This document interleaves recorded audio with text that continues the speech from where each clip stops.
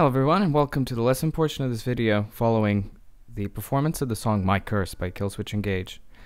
There are so many good tutorials on how to play the song out there, including by the guys Adam D and Joel themselves, and a great lick library video showing My Curse. So what I'm going to do is I'm just going to we're going to talk about chords today, and I'm going to talk about different chords and different chord voicings using the intro of the song and the outro as well.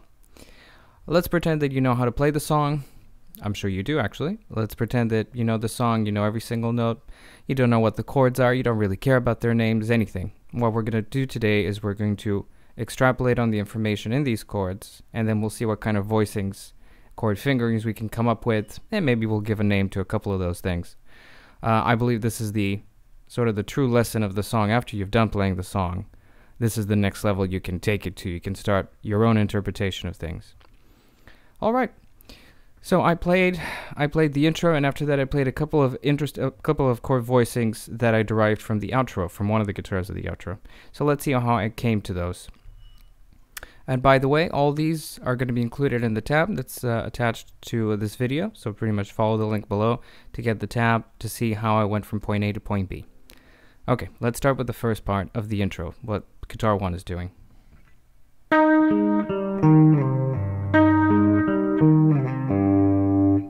Okay, so we have these 3 notes, 10th fret of the 3rd string, 8th fret of the 4th, 7th fret of the 4th, and after that we have that same figure, pulling off to the open 5th string, 8th fret of the 5th, 5th fret of the 5th, and then pulling off, just nice and gentle. Okay, let's take a look at those first 3 notes. What I'm going to do is I'm going to transpose the last note, the 7th fret, I'm going to play it 1 octave higher on the 10th fret of the 2nd string. Those 2 notes are the same pitch. Well, 1 octave higher, of course. And so instead of, we get this.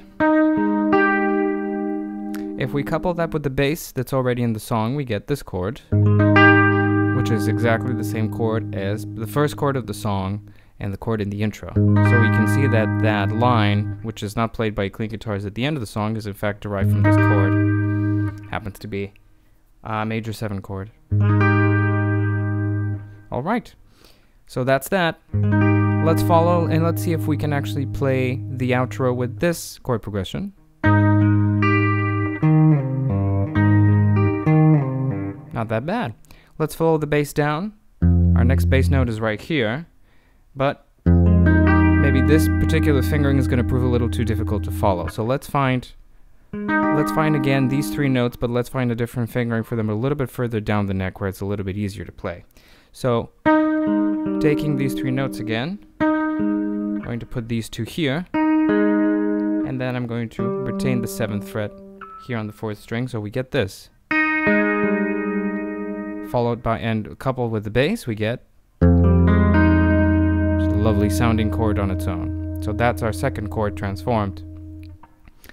The fingering here, ring finger on the 6th fret of the 2nd string, first finger on the 3rd fret of the 3rd, and then pinky finger on the 7th fret of the 4th string, middle finger playing the bass, the 5th fret of the 6th string.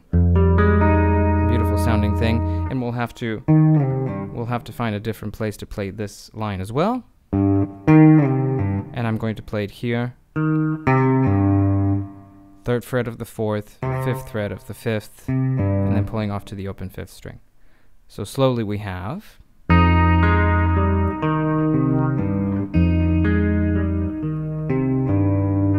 And after that we can remain here on this fingering if we'd like, and it's our choice whether to play with the open 6th string, or we can play the 5th fret of the 5th string. Those are the same pitch.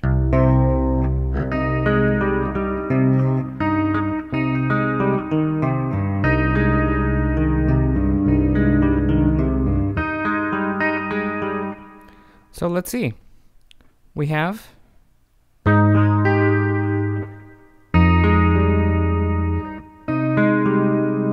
these 3 chords derived from the first part of the outro, I mean.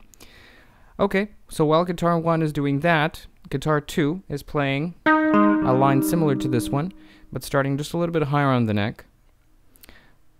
Pinky finger on the 14th fret of the 3rd string, 2nd finger on the 12th fret of the 4th, and then to the 10th fret. Those 3 notes, and then the 12th fret of the 5th string, sliding down to the 8th, pulling off to the open 5th string.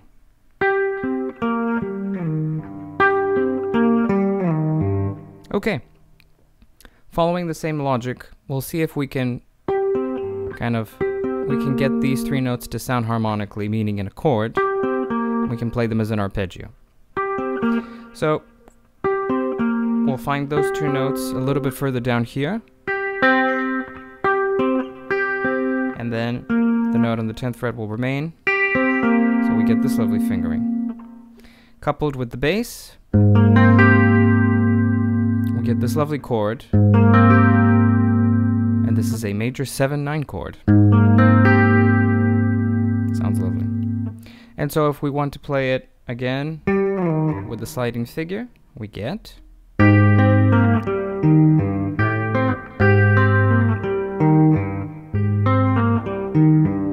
that's that. It's a bit of an awkward fingering, I do agree, but don't worry, we'll see what kind of other fingerings we can come up with for this particular chord. Now let's see, the next bass line is right here, and we have a choice whether to play this bass here or somewhere higher up the neck. Let's pretend that we're going to be playing it here, and as such, this fingering is not going to work out, so we need to find out where we can play these three notes a little bit further down on the neck, and then we can find that same position here. 5th fret of the 5th fret of the 1st string, 3rd fret of the 2nd, 5th fret of the 3rd. And that'll be much easier to play with the bass on the 5th fret. Get that. So to recap our first chord, we get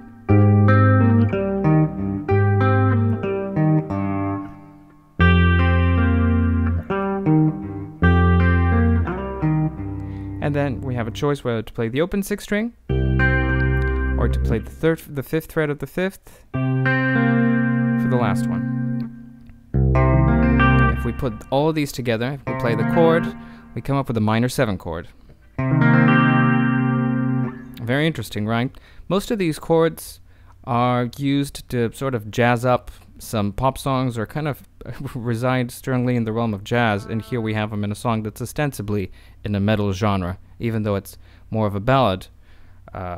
But it's very interesting to see that those chords that you find normally in jazz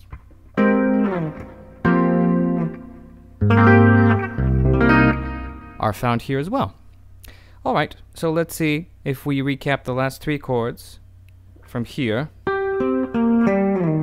Coupling them with the bass line, we have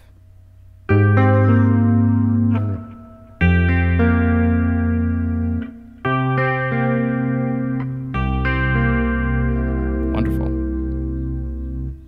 Okay, so that's one very good example. Let's see if we want to explore the issue even further. Let's see if we want to play the bass lines. If we want one guitar to remain playing the bass lines on the 6th string, but then maybe the other guitar can climb up and can play the bass line somewhere on the 5th string. That way, giving even more room, giving even more volume to the song, or to that part particularly. So let's see. Let's start again with the second part of the intro, or what the second guitar is playing. Let's right. If we didn't go down from the first chord down to the second here, if we wanted to play this bass line somewhere a little bit higher, then we'll end up with something like this. And then using the same fingering underneath, we can play the note here on the 10th fret.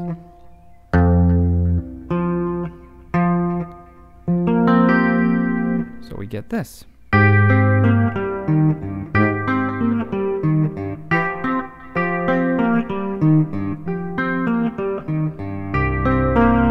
And we can just stay here. If we like the sound of these three strings more than we like the sound of the first 3. Very good. Okay, following the same example with again with this, let's see if we can find a voicing for these 3 notes even higher. So I'm going to do what I did the first time. The last note here, that is on the 10th fret of the 4th string, I'm going to play it an octave higher.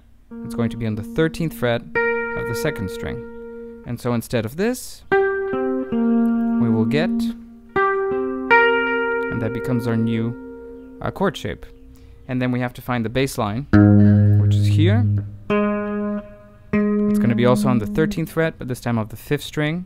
and we're going to get this chord shape. And that's the standard chord shape for a 7/9 chord, a major 7/9 chord. Right. And so following this, we can do exactly the same as we did before. If we want to be true to the song, or we're just exploring fingerings at this point in time, we can just play the chord. Okay, and then we can just choose to use the same bass line on the same string. 10th fret. Oops. There we go. So from here, and then we have a choice, open 6th string for the last chord, or the 12th fret. It's the same pitch. So we have yet another inversion, another different voicing for this chord. Excellent. As I said, all this is going to be in the tab for you, and essentially we've arrived at a very diverse way of the one part. We've arrived at several different fingerings and possibilities how to play it, which kind of enriches our chordal vocabulary. Even if you don't know what the names of the notes are, you still know that you've ended up with some very interesting sounding chords. And I believe that's how I learned my chords at first. And I said, this sounds very interesting. What is this chord name? I asked my teacher, and he said, oh, that's the 7/9. Very good. Okay, let's take a look in our final example here. We'll see if we want to find an even higher voicing for these particular chords. And let's start again with the first one.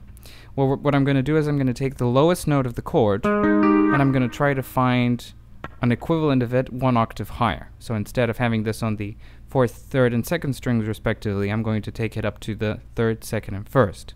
See what we can get. So the note that's here on the 8th fret of the 4th, its equivalent in pitch, 1 octave higher, will be on the 6th fret of the 1st string. There we go. And so if I play, instead of this, I play these, we have another very interesting sounding chord with the notes being closer together, which gives it a bit more suspension. And this can serve as our bass note. We get a great sounding chord here. And then using the bass note here as well. And then open 6th string. So we have yet another version of this. And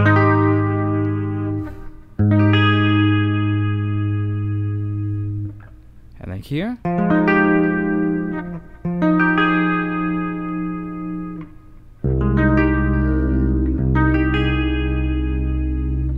We get all those different voicings. Our second chord here, first chord, second chord.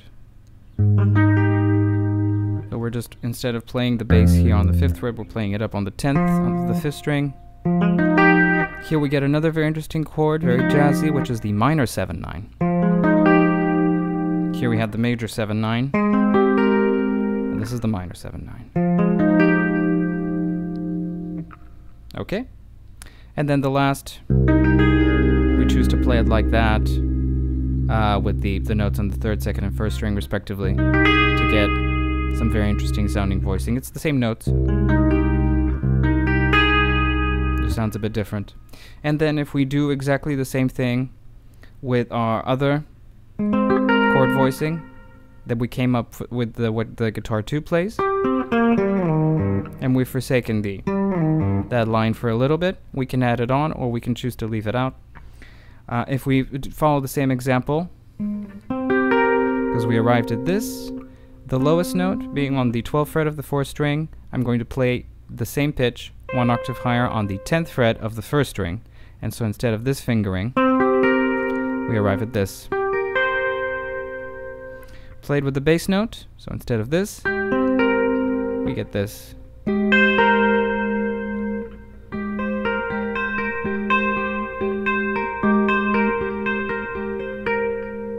Okay. Another wonderful sounding chord with the notes very close together. And then following the bass line,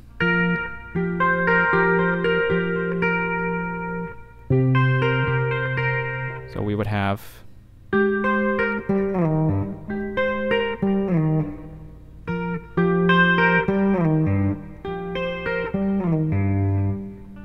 oopie.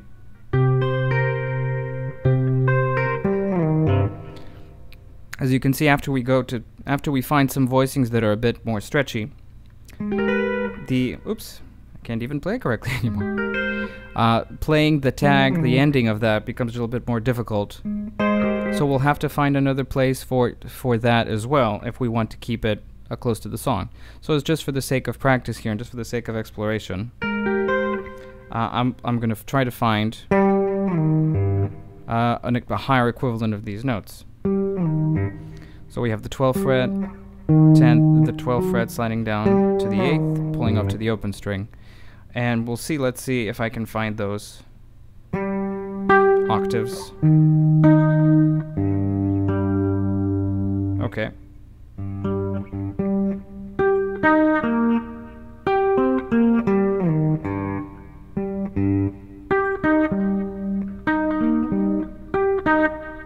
Okay.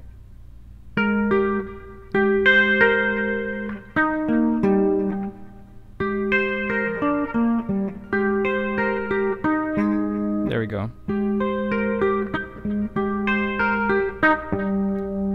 We can even play with the harmonic.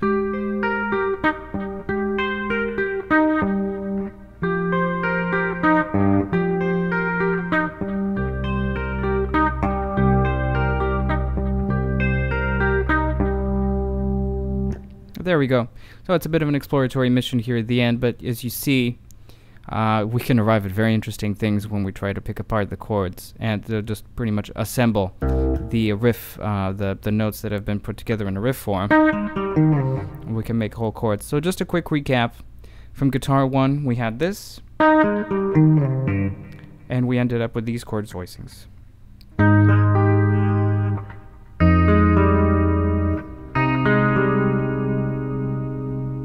And then from guitar 2 we had this, and we ended up with this.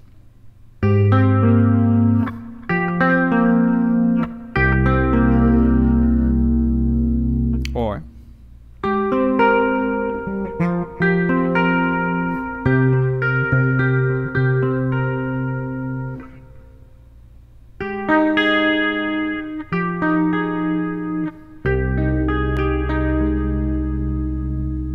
Alright, there you have it.